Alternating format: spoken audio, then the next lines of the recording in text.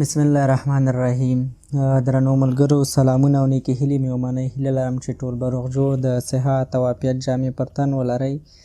نن ورځ زموږ موضوع چې ده د آنلاین عایداتو یو څو معتبرې سرچینې چې په ټوله نړۍ کې عموما ډېر استعمالیږي غواړو په هغې هکله لږ معلومات درکړو چې تاسې له کومو نورو له سرچینو ګټه واخلئ.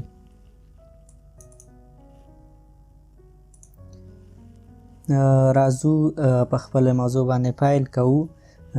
د آنلاین عایداتو معتبرې سرچینې لومړۍ برخه.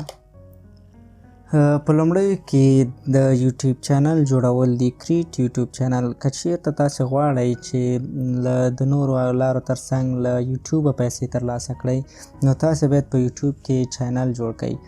دغه چینل خپلې پالیسي لري، شرایط لري، هغه ورته پوره کوئ. نو بیا که تاسې یو چینل ته یو ویډیو پورته کوئ یا هر څه چې کوئ تاسې به د هغې پر سر عاید لاسته راوړئ.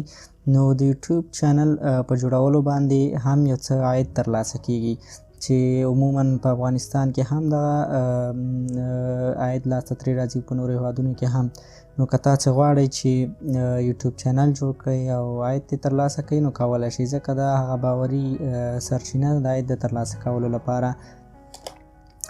دویمه سرچینه چې ده هغه آنلاین سروې دي. ځینې اپلیکیشنونه او سایټونه چې دي هغوی سروېګانې وړاندې کوي. د هغې په ترسره کولو تاسې کولی شئ عاید ترلاسه کړئ. لکه څنګه چې تاسو ته موږ یو اپلیکیشن در معرفي کړی و په یو ویډیو کې مو مخکې، نو هغه سروېګانې لري چې تاسې به ترسره کړي هم وي، اکثره ملګرو به ترسره کړي وي چې په هرې سروې تاسو ته پیسې درکول کېږي. نو ځینې نور اپلیکیشنونه سایټونه هم شته، که تاسې سروې ترسره کوئ ورته نو هغوی به تاسو ته پیسې درکوي. درېیمه سرچینه چې تاسې کولی شئ عاید ترې لاسته راوړئ هغه د اپلیکیشن جوړول دي. که تاسې څوک د اپلیکیشن جوړولو وړتیا لرئ نو کولی شئ چې دې څخه هم ګټه واخلئ. اپلیکیشن چې جوړ کړئ په هغې چې کوم اعلانات بیا راځي د هغې له لارې کولی شئ تاسې عاید لاسته راوړئ. نو که چیرې امکانات و موږ به هم تاسې ته د اپلیکیشن جوړولو لار هم در وښیو. څلورمه سرچینه چې موږ سره د هغه د آنلاین کورسونو جوړول دي. که تاسې په یوه برخه کې مهارت لرئ، سکل مهارت لرئ په یوه برخه کې، نو کولی شئ د هغې لپاره آنلاین کورس جوړ کړئ او هغه مهارت له نورو سره شریک کړئ چې تر څو هم ستاسې له مهارته نور خلک ګټه واخلي او هم تاسې د هغې په واسطه یو څه عاید لاسته راوړئ. نو خپل مهارتونه په خلکو خرڅ کړئ. هر هغه شي چې تاسې مهارت لرئ په همغه برخه کې کولی شئ په آنلاین ډول په حضوري ډول کورسونه وړاندې کړئ.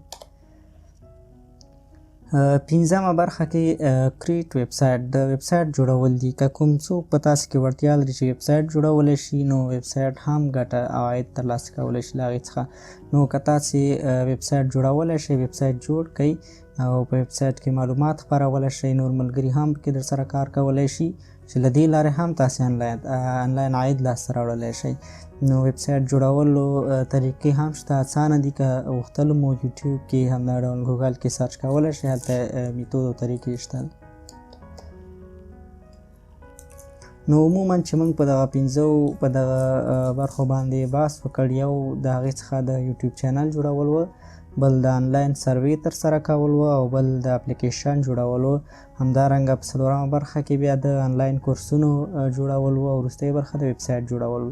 دا هغه پنځه معتبرې او نړیوالې د عایداتو سرچینې دي چې تاسې کولی شئ له دغه لارو 100% په حقیقي او رښتیني ډول عاید ترلاسه کړئ. نو هیله ده چې دغه معلومات مو هم د پام وړ ګرځېدلي وي. نو کوشش کوو چې په راتلونکي کې نورې لارې چارې چې په حقیقي وي، رښتینې وي، تاسې ته وړاندې کړو، تاسې تر څو عاید ترې لاسته راوړئ، خپل ژوند او مالي حالات مو تغییر کړئ. نو تر بلې ویډیو ښه وختونه، ښې چارې.